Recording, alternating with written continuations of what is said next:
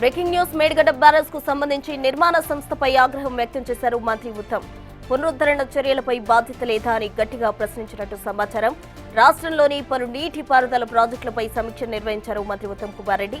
ఈ సందర్భంగానే మేడిగడ్డ బ్యారేజ్ పునరుద్ధరణ చర్యలపై చర్చించారు.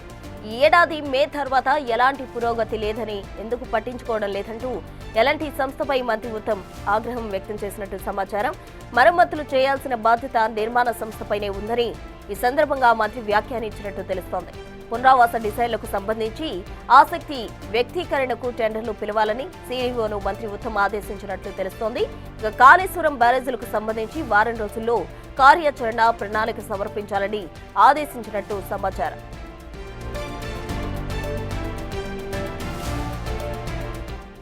ఎలాంటి సంస్థపై మంత్రి ఉత్తమ్ కుమార్ రెడ్డి ఆగ్రహం వ్యక్తం చేశారు. నీటిపారుదల శాఖకు సంబంధించి పలు ప్రాజెక్టులకు సంబంధించి అప్డేట్ ఇవ్వనందుకు గాను ఆయన ఆగ్రహం వ్యక్తం చేసినట్టు తెలుస్తోంది. మేడిగడ్డ బ్యారేజ్ కు సంబంధించి నిర్మాణ సంస్థపై మంత్రి ఉత్తమ్ కుమార్ రెడ్డి ఆగ్రహం వ్యక్తం చేశారు. పునరుద్ధరణ చర్యలపై బాధ్యత లేదా అంటూ గట్టిగా ప్రశ్నించినట్లు కూడా సమాచారం అందుతుంది. పూర్తి డీటెయిల్స్ అందించేందుకు మా ప్రతినిధి వాసు ఫోన్ లైన్ లో సిద్ధంగా ఉన్నారు. వాసు, చెప్పండి, అటు ఎలాంటి సంస్థపై ఉత్తమ్ కుమార్ రెడ్డి ఆగ్రహం వ్యక్తం చేసిన పరిస్థితి, ఆ డీటెయిల్స్ ఏంటి?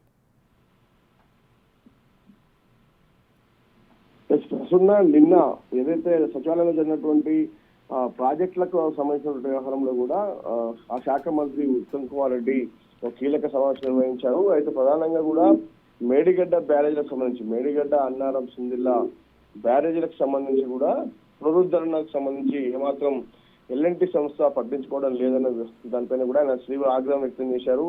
ఎందుకంటే గతంలో నేషనల్ డ్యామ్ సేఫ్టీ అథారిటీ ఇచ్చినటువంటి ఆదేశాల ప్రకారం కావచ్చు, అది ఇప్పుడు నివేదికల్లో కూడా చాలా స్పష్టంగా కూడా ఆ నిర్మాణ రంగ సంస్థ ఏదైతే ఉందో దానికి సంబంధించి పునరుద్ధరణ పనులు చేపట్టాలి, ఆ ఖర్చును కూడా ఆ సంస్థ భరించాలని కూడా చాలా స్పష్టంగా దాంట్లో జరిగింది. కాబట్టి నేషనల్ డ్యామ్ సేఫ్టీ అథారిటీకి సంబంధించినటువంటి ఏదైతే ఆదేశాలు ఉన్నాయో దాని ప్రకారం ముందుకు వెళ్ళాలని కూడా మంత్రి తెలిపినట్టుగా తెలుస్తుంది. అయితే మంత్రి నిర్వహించే సమీక్షకు సంబంధించి కూడా మేడిగడ్డ బ్యారేజీ పునరుద్ధరణ చర్యలపై చర్చించారు. ఈ ఏడాది మే నెల తర్వాత కూడా ఎలాంటి పురోగతి లేకుండా సంబంధించి ఎటువంటి పనులు కూడా చేపట్టకపోవడం, ఎందుకు పట్టించుకోకపోవడంపై కూడా మీకు బాధ్యత లేదా అంటూ కూడా నిర్మాణ రంగ సంస్థ ఎల్ఎన్టీ పైన మంత్రి ఆగ్రహం వ్యక్తం చేసినట్టుగా తెలుస్తా ఉంది.